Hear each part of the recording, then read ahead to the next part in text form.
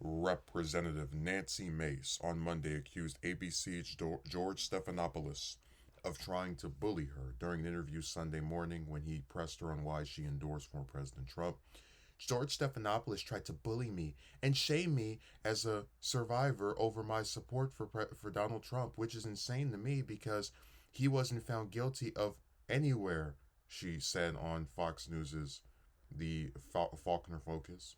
But the other thing is that George Stephanopoulos, he has never felt the shame of, it's the R word, I'm not going to say it. He does not know what this journey is like. It's a journey of healing over a lifetime, she added. Mace and Stephanopoulos got caught in a heated debate during ABC's This Week on Sunday when he asked her how she could endorse Trump after he was found liable for battery in a defamation lawsuit with S battery in the defamation lawsuit with E. Jean Carroll last year. He had played a clip of her delivering a testimony about being a victim of shortly before she announced her bid for Congress in 2019. Throughout the exchange on Sunday, Mace criticized Stephanopoulos for shaming her by asking why she supported Trump. And it's a shame that you will never feel, George, and I'm not going to sit here on your show and be asked a question meant to shame me about another potential victim. I'm not going to do that, Mace said. Stephanopoulos maintained that his question was not meant to shame her and at one point called her courageous for coming forward. He still continued to press her on how she could endorse Trump after saying he should never hold office again after the Capitol attack on January 6, 2021. And given that he has been found liable for battery, May said in her interview Monday that she was shocked and dismayed by the line of questioning. She also said that she was not aware he was going to bring up her testimony during the interview. And I said my piece. I thought I did it more respectfully than I should have, than I probably wanted to, but it was horrifying. And you could see at the very beginning of that interview, you can see in my facial expression because I was there to talk about 2024. She told host Harris Faulkner, I wasn't brought on to talk about my own. I didn't agree to any of that. And he shares the speech I gave impassioned speech 5 years ago about telling my story for the first time. It's very difficult for me to watch that speech. It's painful, she said.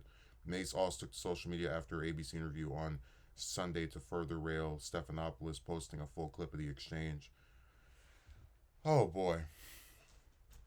It's kind of funny. I was like awake just with the channel randomly on Fox when she called into, I don't know what Harris Faulkner's show is. I don't think it's Outnumbered, or it might have been Outnumbered. I wasn't like looking at TV, but I know that she called and was like, he tried to bully me. And let me just say this: um, I don't condone any type of physical actions against people I don't like or that I am disagreeing with on the political spectrum. But I think it's really scummy because, I'm no fan of Stephanopoulos or any of the other clowns that run these different daytime talk shows. But there's something really scummy about trying to make it seem or sound as if you're being gone after in some special way for a thing you did that contradicts your own statement. So, for example, let's say in court, Biden was found liable for, um, I don't know, cheating on, or actually no, for vehicular manslaughter. Maybe he ran over somebody years ago, um, out of spite, out of just whatever. And I'm like, and people say, how could you, as someone who rails against people being out of control with their cars, endorse Biden? I'm like, well, somebody ran me over once. It's really not that hard to see what Stephanopoulos was trying to do. He was trying to say, hey, if you're such an advocate against this treatment of women, why would you endorse or back the one presidential candidate out of the entire Republican Party that, at least during this cycle, that had not only those allegations but was found liable for that type of battery in court? And she doesn't have an answer for that. Really, her answer should be, I crave power. I know that he's going to have power for the next several months, if not several years, if he wins the election. And I don't care about whatever contradictions may lie in what I say versus who I support. That should have been her answer, but of course she's not honest, so she'll say, I feel like I was being bullied. No, they ask people all the time, why do you support Trump? They're asking a lot of Republicans that. They've been asking him that as early as when he announced he was running this time around. You know, you can go through the whole history of his presidential campaigns, and people have been being asked, why do you back him? Why do you support him? They've asked voters that. They've asked politicians that. It's really crazy that you have no good reason to back this man, given your own history.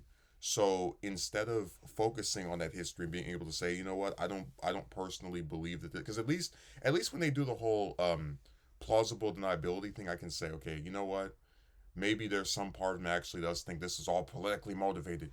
But you don't even try to do that. You go, I have also had this happen to me, and you're trying to make me look. It's like no one's making anybody look bad. He even said thank you for coming forward. It was so courageous.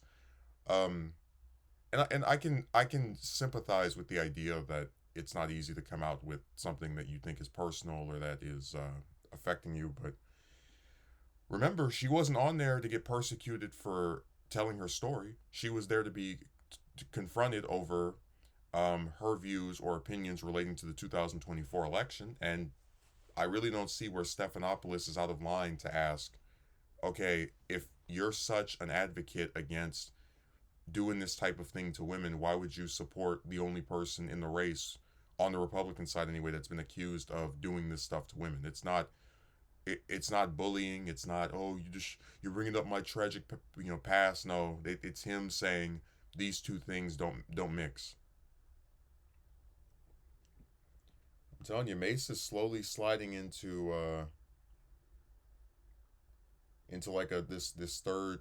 I guess she's gonna be like the last part of the Three Stooges with Marjorie Taylor Greene and Lauren Boebert, right? They just come on these shows and say whatever, or sit up in Congress and say whatever, and just try to try to play victim as far as, oh, he had me go on TV and do an interview, and then he played like a clip of me, okay, and he asked me questions. These are some pretty softball questions. Like, I think if I were in her position, I would have just said, yeah, I don't buy this. I don't believe it. He has 91 criminal charges. A lot of his supporters, like myself, don't believe. Like, I believe she would have been better off just saying that. But uh, instead, she has to, I guess, just try to hide behind. And it's like these anchors are not hard to do interviews with. They ask some of the most basic questions. Like, all the people that really would ask tough stuff are gone. So, like, imagine getting this triggered over Stephanopoulos. Who the hell?